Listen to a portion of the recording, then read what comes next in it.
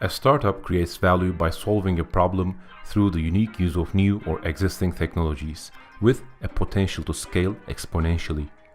It is, after all, a commercial enterprise. Its sole and utmost aim does not necessarily have to be maximizing profit for its stakeholders, but it does have to make sense commercially to allow its founders, investors, and recruits to allocate their resources into it. Startups are now the change engines of the world. But why is this so? The answer lies in the speed of change triggered by technological advances. So just now think of the jump from the world of radio to the world of television. During the age of radio, people spent time by listening to music, stories, news, and early formats of talk shows. The capabilities of today's technology were utilized fairly efficiently, one could say.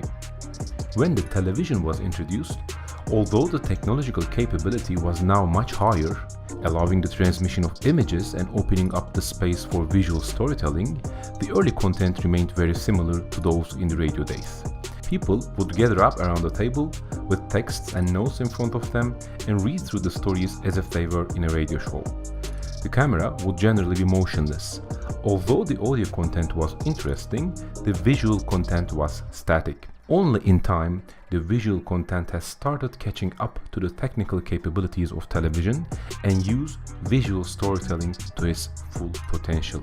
The same logic can be applied to every other technological leap. Take the introduction of live broadcasts, computer graphics, ubiquity of self-owned cameras, online video hosting, smartphones, and others. The point is, each time technology makes a leap, it opens up huge areas of possible innovation and value creation. In the last 50 years, we have arguably seen bigger and bolder technological advances than we have experienced for the totality of our existing history. Which means the new space that has now been opened up is at an historical high, and that space is inevitably going to be filled by new products, services, solutions, innovations, and most importantly, with newer technologies perpetuating this cycle. This space is the playground of startups. Their mission is to collaborate, to try to create value in untried and untested ways, fail fast, learn fast, try again, and repeat this cycle. In a sense, each startup can be seen as a living organism mimicking an evolutionary natural cycle.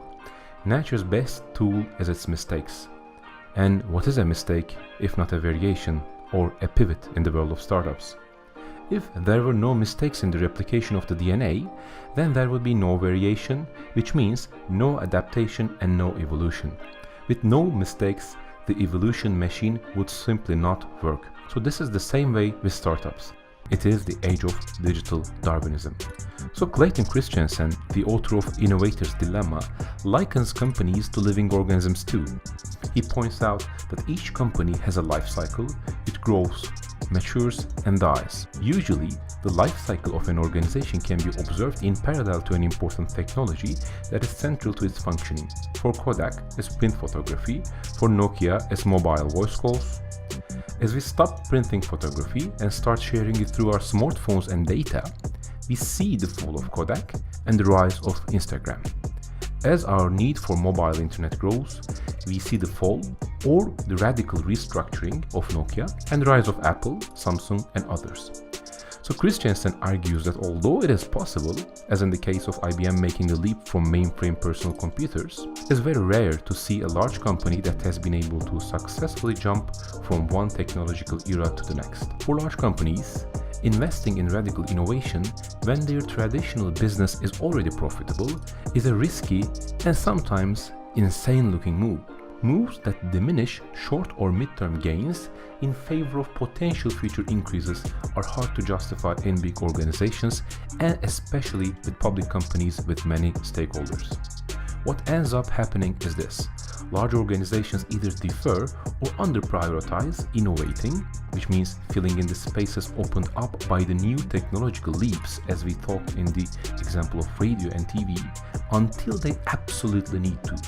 And in most cases, that turns out to be too late. The good news is that these global business dynamics gives startup an edge. It gives the startups the necessary breathing space and freedom to grow as long as they focus on the blue oceans, not the red ones. So just as a quick note, a red ocean is where competition is high, where a market has matured, while a blue ocean is one that's being relatively newly established and there's a lot of space to innovate.